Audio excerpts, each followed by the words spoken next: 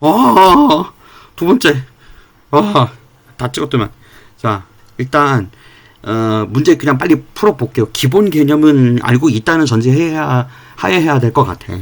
일단은, 타원 그러면은 장축단축 알죠? 장축단축 있을 거고, 두 개의 합이 들어가 있는데, 얘는, 일단 타원 그러면은 중심점, 그리고 꼭지점 4개, 그리고 초점, 위치 이걸 다 알아야 되거든. 그래야 얘를 평행 이동시켜서 답을 구해요. 근데 얘는 지금 보아하니 평행 이동을 시키지는 않았구만. 자, 그랬으면은 초점을 어떻게 구하느냐. 타원하고 쌍곡선은 서로 반대 개념으로 알고 있으면 편한데, 타원은 두 초점 사이의 거리 합이라서 플러스로 식이 표현되는 게 특징이거든.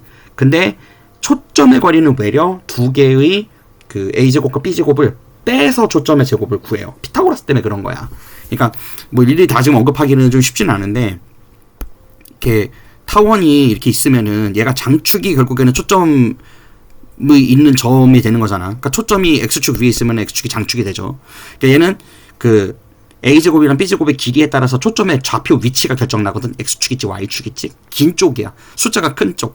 그러니까 여기는 마이너스 5 플러스 5 플러스 3 마이너스 3 이렇게 돼 있는데, 초점의 거리를 구할 때는 원래 이 초점과 이 초점 사이에서부터 여기다가 단축에 해당하는 애에다가 이렇게 두 개를 그으면은 여기가 삼각형이 두 개가 생기거든. 근데 그거 아니 혹시 이 타원에서 중요한 포인트 중에 한 개인데, 이 끝점에다가 타원 그 두 초점 거리 합을 구해보면 요 거리랑 요 짧은 거리 있죠. 요 짧은 거리가 반대쪽의 거리랑 똑같거든. 그래서 결국에는 장축 길이 2배가 거리 합이랑 같아. 이게 타원의 특징이야. 그래서 이거를 활용을 하면은 이 단축의 위에 꼭지점에 있는 거 있죠. 여기로부터 초점으로 이렇게 두 개의 선을 내리면 이 그 두 개의 선분의 길이의 합이 동일한 거리로부터 y축으로 데칼코마니가 되기 때문에 이 둘이 삼각형이 직각삼각형이 합동이 되면서 이거 길이가 딱 반으로 나뉘어요. 근데 얘가 마이너스 a랑 플러스 a의 그 좌표인 거잖아. 근데 이 거리 합이 그럼 2a지. 장축의 길이랑 두 초점 사이의 거리 합이 똑같으니까. 그러면 결국에 이 하나의 거리를 빗변으로 보면 a가 되거든. 그럼 여기 빗변이 a, 높이가 b, 그리고 여기가 초점의 거리 위치 c가 된단 말이야. 그래서 a제곱이 결국에는 초점의 거리 제곱에 대해 합이랑 단축의 높이 제곱의 합이랑 똑같은 피타고라스로 나와요.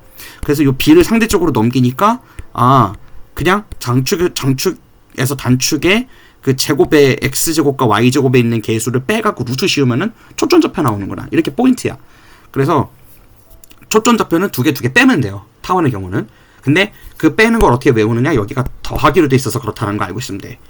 그리고 얘가 결국에는 초점의 좌표가 그래서 일단 x에 있을지 y에 있을지는 장축으로 결정나는 거야. 숫자 큰 애가 결정해. 여기는 25가 크니까 x축 위에 있는 거고, 플러스 마이너스 플러스 3 마이너스 3,0으로 나오겠지. 이렇게 두 개.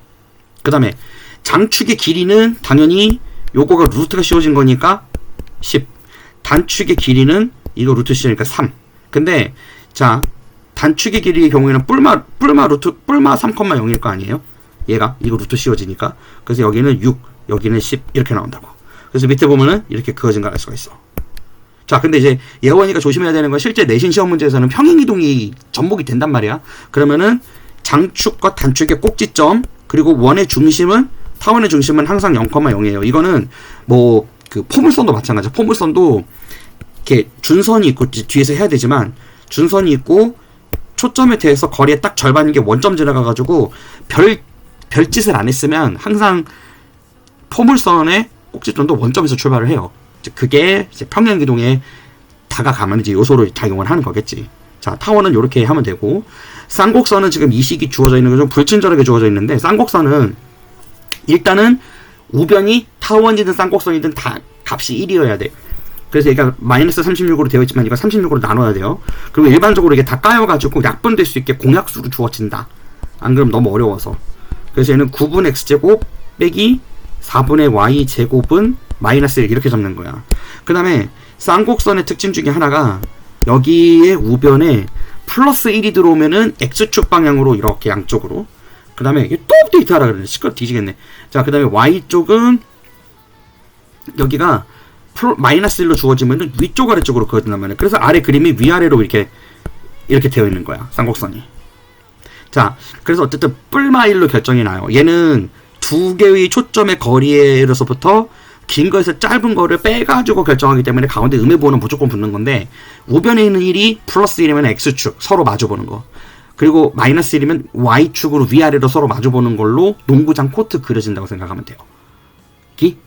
그렇게 보고, 그 다음에는 자, 얘는 그래서 딱히 무슨 뭐 장축 단축 개념이 있지는 않아. 그런데 주축이라 그래가지고 메이저 엑시스라 그래서 주축, 주가 되는 축이다 이거지. 초점이 올려져 있는 좌표가 주축인데, 그걸 어떻게 찾느냐 하면 이 뿔마 1을 갖고 보는 거야. 여기서는 마이너스 1이니까 Y축 위에 주축이 있는 거야.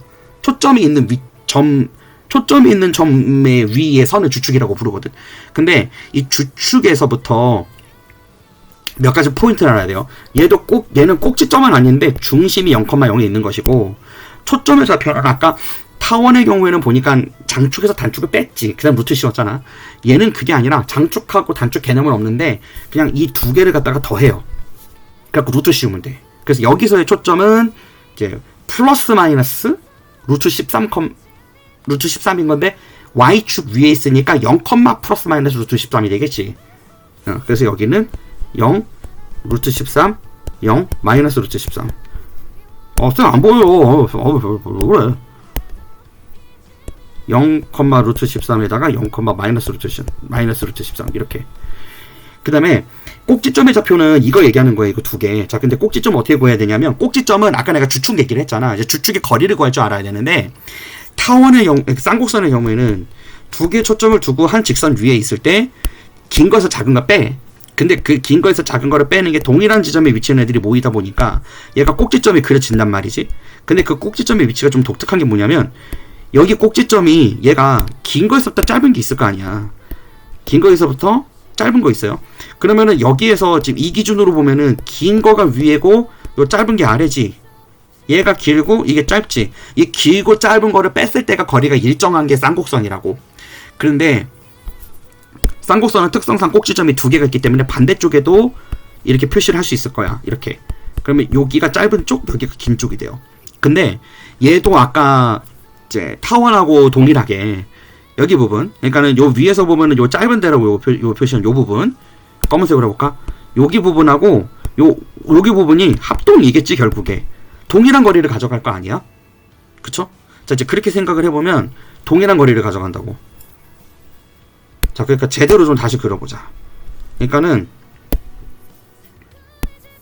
자, 여기가 X축이에요. 그래갖고 이렇게 있어. 여기에 초점이 두 개가 있어야 돼. X축 위에서.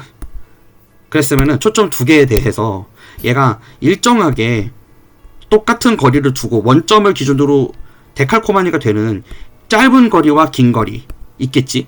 그럼 반대쪽 점에서도 긴 거리, 짧은 거리가 있을 거라고. 근데 이 두 개가 길이가 같아 안 같아? 이 두 개가 똑같지. 그러니까 결국에는 이 긴 쪽에서부터 짧은 쪽을 빼고 남은 거리가 어떻게 되느냐면 요게 돼요. 요 거리, 요 파란색 요 거리. 근데 요 거리가 바로 꼭지점 사이의 거리가 된단 말이야.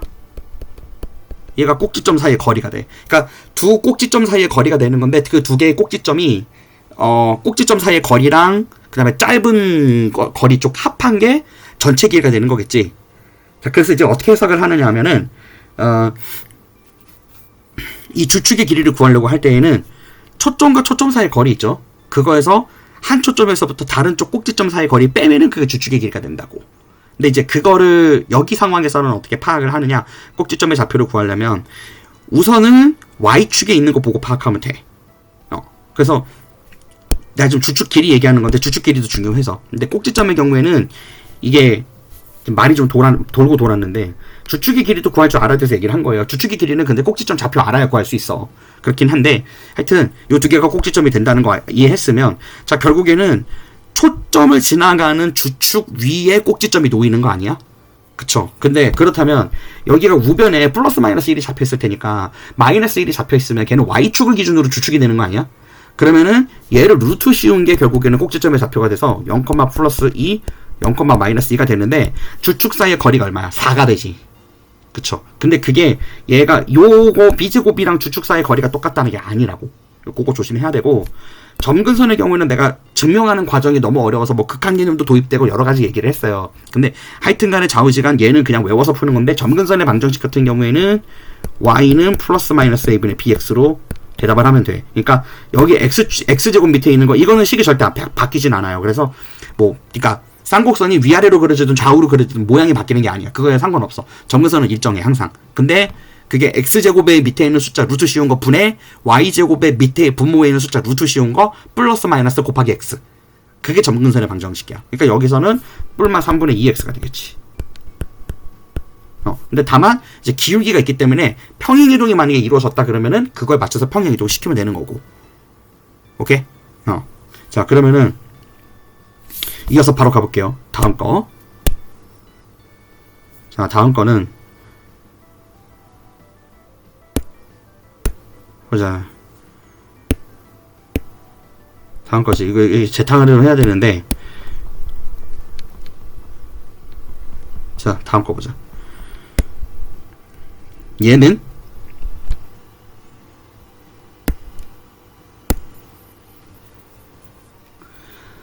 포물선의 그래프를 해석해서 주어진 포물선의 표점의 좌표를 구해야 돼요. 근데 좌표랑 준선의 방정식 구하라고 하는 거야. 이거는 이제 평행이동이 반영이 됐어. 포물선의 경우에는 y제곱은 사피엔스 아니면 x제곱은 사비y 이렇게 구하잖아. 그리고 이 1차식으로 되어 있는 앞에 있는 개수를 4로 나눈 애가 플러스 마이너스 p, 0 또는 아니면은 0, 플러스 마이너스 p가 되면서 초점의 거리가 초점의 좌표가 됐단 말이에요. 플러스 마이너스가 아니라 그냥 숫자만 있으면 되는 거지. 준선은 근데 그거의 반대쪽, 그러니까 그 데칼코마니 해가지고 원점 대칭으로 그렇게 해서 구하는 건데, 기본형으로 돼 있을 땐 그렇게 하면 돼. 근데 얘는 이제 그렇게 안 돼 있으니까 일단은 얘를 y 플러스 1의 제곱으로 묶어줘야 되고, 그 다음에 는 8x 빼기 17. 나는 이제 이걸 어떻게 하라고 보통 얘기하느냐면, 저 상수항을 무슨 뭐 얼마를 쪼개가지고 넣어줘서 뭐 완전 제곱이 어떻게 되고 이런 거 하지 말고, 그냥 다짜고짜 y나 x의 2차식이 되는 애는 일단 표준형으로 묶어버려. 완전 제곱식으로 묶어놓고, 여기서 발생된 상수항이 있지.